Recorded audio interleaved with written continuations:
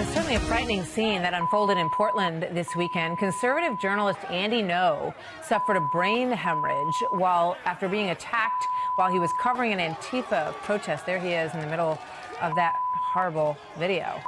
Police are now on the hunt for these suspects. If you recognize any of these people, two of them are pretty covered up, but one of them is pretty visible in this assault that some Democrats as well are condemning tonight, including Congressman and 2020 contender Eric Swalwell, who tweeted, "I don't agree with much of what Mr. Andy Ngo ever says, but that's not the point. He should not be harmed for his views, and his attackers should be prosecuted. And Congress should pass my Journalist Protection Act," he writes, which makes it a federal crime to assault or batter a journalist. Joining me now is Andy Ngo, editor at Quillette.com. Andy, good evening to you.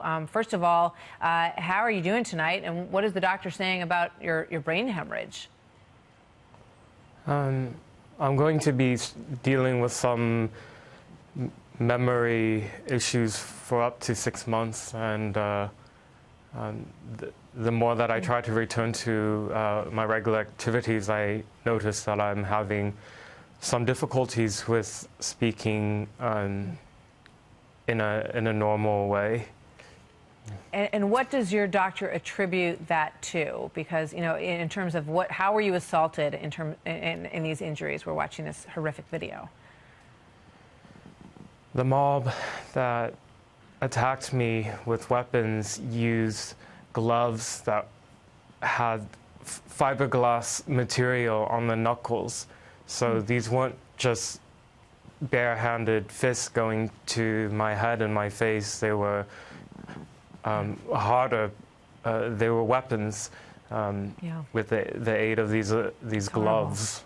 It's horrible. You know, these are people who are chanting "no hate, no fear," which is just an incongruous idea. What do you think this tells you about where this Antifa group is right now in their progression? You know, what stage are we at now when this kind of violence is how they're expressing what they want?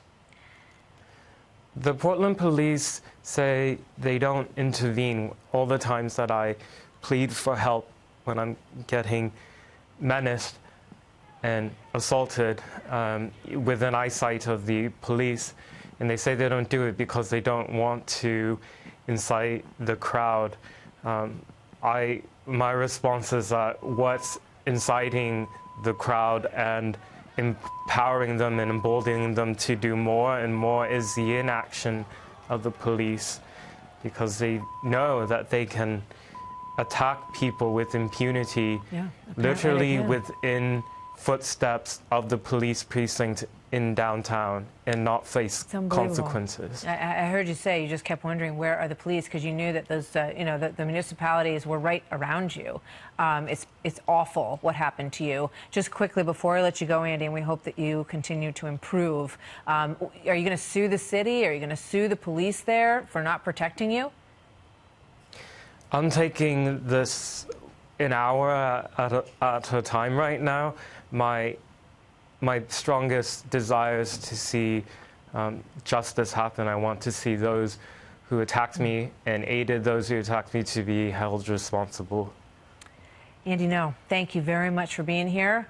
You should absolutely have the right to cover this story without being injured as you were, and we'll follow your story, and we thank you very much for being with us tonight. Thank you, sir.